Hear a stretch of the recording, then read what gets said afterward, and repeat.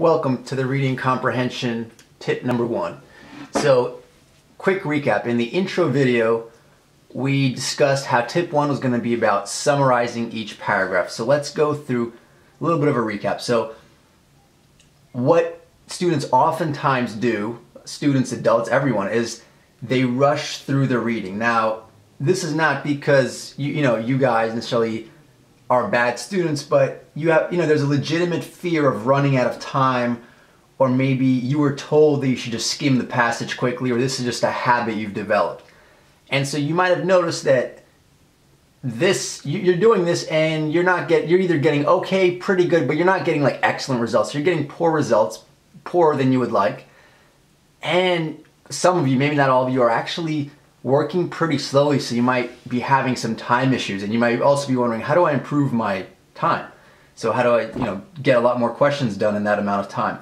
So I'm going to tell you something very counterintuitive. You may not believe me, and initially it may not even work for you, but as you practice this tip, you'll see you're going to be able to speed things up, and it will actually work. So to work faster, I'm going to recommend working slower. Now, how does that work? So normally, if you're skimming the passage super quickly, you're actually wasting a lot of time, because let's say it took you 2 or 3 minutes to just like race through the passage, then you made it to the questions, and then you're kind of going back and forth. So you're wasting your time. You're not being very productive. You didn't retain most of what you've read. And so if you're working a little slower, so you're making sure you really understood the passage the first time around, you're actually going to lose a little bit of time. However, you're going to more than make up for it once you get to the questions. So that's why you may find you actually get faster the slower you, now when I say faster, when I say work a little slower, I don't mean work at a snail's pace. You're still working at a nice pace, just not frantically, a little bit slower than hectic. Alright, and remember that understanding the passage, in my opinion, is about 80% of the work, and that's also going to get you about 80% of the results. So if you feel like you feel really good about you understood what the passage said, you're going to do fairly well on the questions, usually. All right, so that's just to recap. So let's go to the next part. So this is going to be a little bit of a background. So why is it so important to do things right the first time? Not in general, but specifically when it comes to reading, comprehension, and summarizing. So there's going to be a little bit of a background on psychology. Now, I'll be honest with you guys, I forgot the actual technical I've learned this in college. I remember studying some really cool stuff, but I forgot the actual terms. So I'm going to throw out a few of them in the hopes that between the ones I throw out, it's sort of in the ballpark. So we're going to talk about selective attention, priming, and context-dependent memory. So all these terms are selective attentions. I mean, for example, if I said, pay attention to everything around you, you're probably, we're not built to do that. So you're going to maybe focus on the people or things that jump out at you. So you're going to select something. So if there's a snake in front of you, you're going to selectively pay attention to that. So that's all that means. Priming means you are primed to do something. So if I said, hey, when we walk into the room, watch out for the 8-foot-tall guy. So as soon as you see someone who's 8 foot tall, you're going to immediately look at them because you've been sort of warned or pre-programmed or primed to look out for that. Context-dependent memory just means that you're going to tend to do worse or better with memorizing things when they're in different contexts. So if you tend to study in your room and suddenly we have you do an exam outside, you may do differently than you've done in your room because now the environment has changed. So that's what these terms mean. So with that said, I like to use the highway analogy, the highway exit analogy. So for most of you, for many of you, let's say you're reading and you start to get confused. I think of that as taking the wrong turn off a highway. So your understanding starts to veer off the correct or a good understanding. Now, what happens if you're driving on a highway and you take the wrong exit? The further you go, the farther, you get farther and farther away from your destination. So in the same sense, if you're, let's say you read the first paragraph, you're confused, you have to understand that the passage is going to keep building on that. So your confusion is going to build on your confusion, or vice versa. If you did understand it, reading comprehension will build on your earlier understanding. So just like with math, where concepts build on concepts, in English, it's often underappreciated that, people think like, oh, I read one book, I understood that one, I didn't read.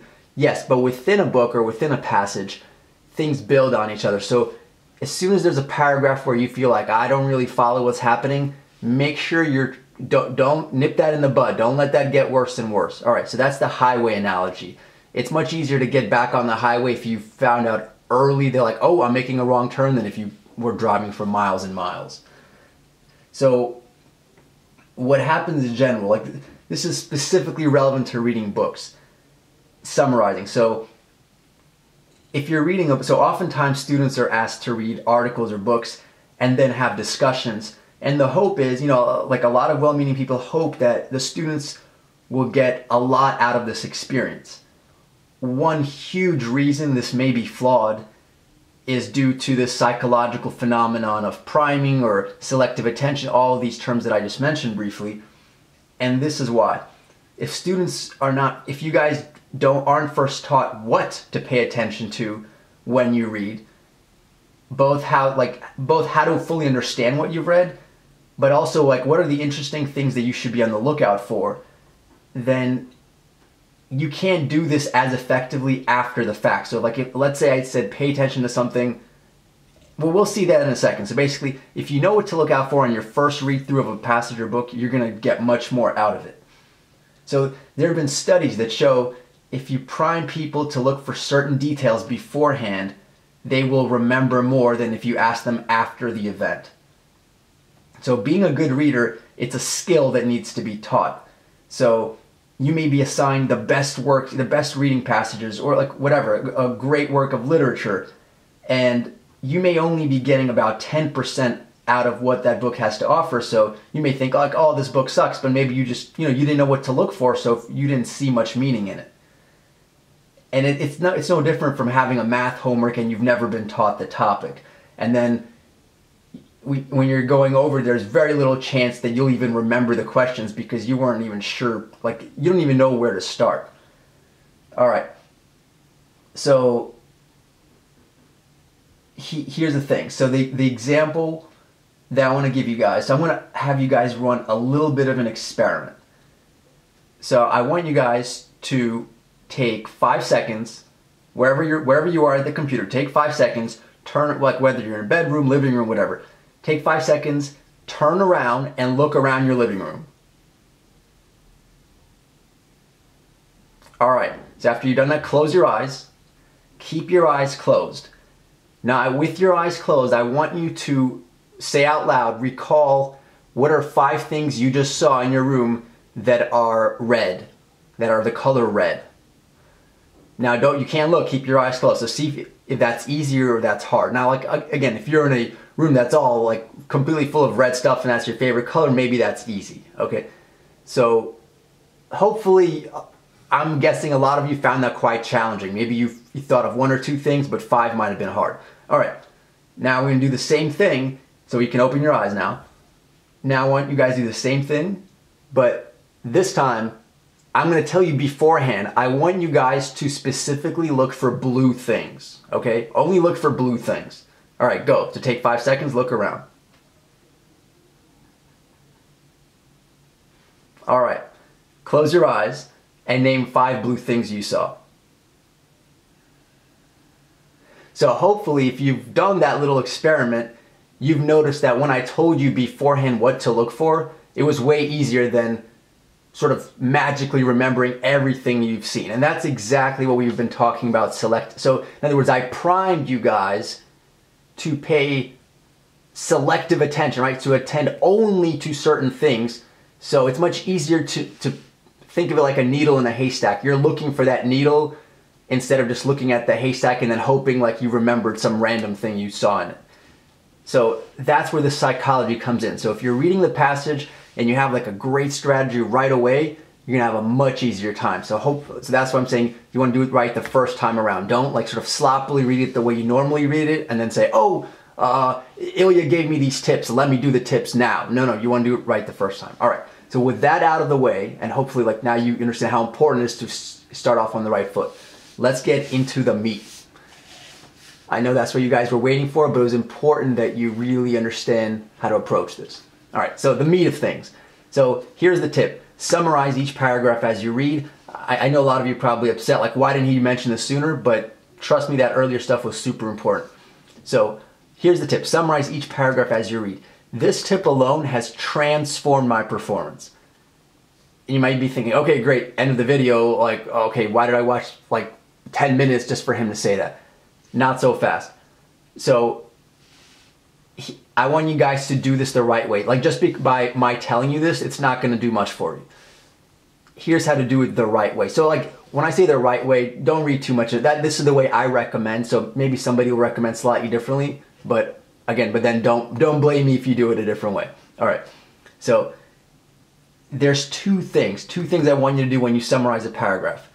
Two questions to consider. What is each paragraph about?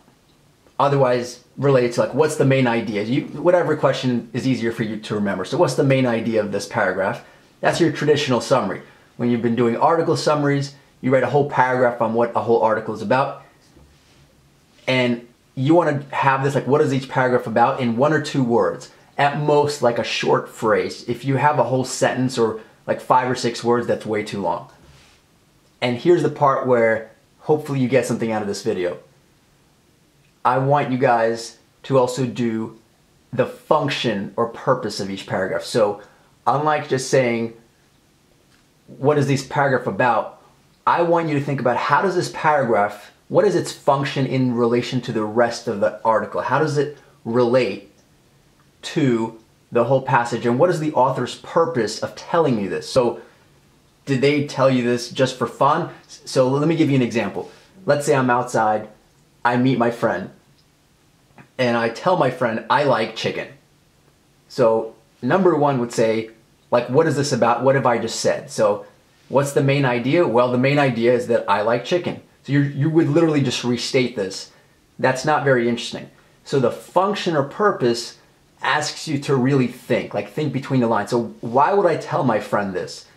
Maybe because we're about to go to eat and I want to make sure we go somewhere that has chicken. Does that make sense? So I didn't tell him this or her this because I wanted them to know my food preferences.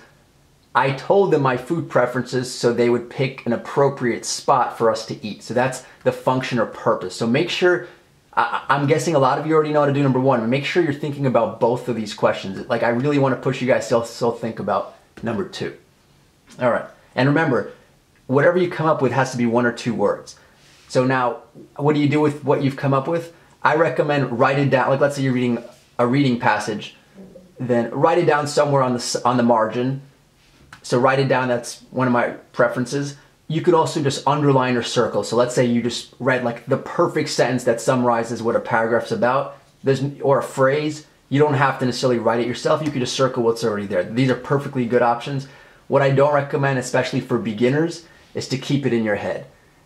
If it's a fairly easy article to understand, you might think like, oh, I already got it. I don't have to, but just make it a habit, especially if this is new to you, of like summarizing each paragraph. Do these first, and then very sparingly use this one. All right, so here's some more tips. By saying number 2, the function part, we're doing a biased summary. We're not doing a traditional summary. So like I said, traditional summaries are just number 1. Like, what is this about? So the biased summaries, the purpose of doing 2 is that you're kind of anticipating, oh, I'm gonna have questions after this, so I better summarize this in a way that's gonna be useful for me. So I'm gonna slant my summary so it's not completely what this is about, but what I'm anticipating, like why are they telling me this? Okay, so in that sense it's a bias. It's not quite your traditional summary. Next, let's do a quick example. So let's say you had a passage on Christopher Columbus, his voyage, whatever. So, and you have several paragraphs. So some of my summaries of this imaginary passage might, just so you see how briefly I would summarize it, would be, let's say paragraph 1, Columbus's backstory. Paragraph 2, voyage. 3, challenges. Paragraph 4, treatment of natives. Paragraph 5, initial success. Paragraph 6, legacy, ... So notice all of my summaries are these super brief things, but they cover a lot of ground. So that's hopefully going to help you guys know like what's a pretty good summary. Now, save time with your own notation. So you don't, this is not meant to be presented in front of a class nice and neat.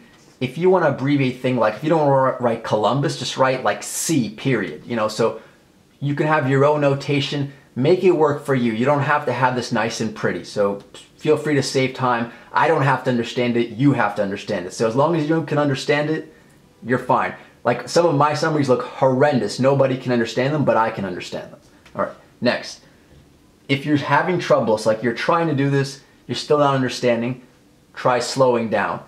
In the beginning, you might have to read these passages way slower than you would like. Also, you might have to reread them. There's no shame in doing that. So if you have to reread a paragraph 2 or 3 times, do that. Sometimes if I read a particularly difficult or boring passage, I'll just find myself completely blanking. So there's no shame in that. Reread it till you get it. Remember, if you nip your confusion early, the rest will go much smoother. All right, here's the catch. So you may think like, okay, I'm about to do this. How good are your summaries? Like, yes, you're summarizing. Let's go back to the Christopher Columbus example. So let's say there's a passage talking about his dad was born here, his mom was born here, whatever. So you may summarize that, oh, well, they're talking about his parents. So the summary is, this paragraph is about Columbus's parents. While that would be correct under number 1, that's a traditional summary, I actually don't recommend doing that, because who cares about his parents? We care about his backstory. So the function of it is you're really telling us his backstory. So make sure you're kind of blending 1 and 2 and thinking about what's the purpose or function of telling us about his parents. You're trying to tell us a little bit about his backstory. So I like this much better than that. Finally, well, almost finally, summaries are there, and this is similar to the saving time point. Summaries are there to help you. They're not there to help me. They're not there to help your teachers, your friends, your parents.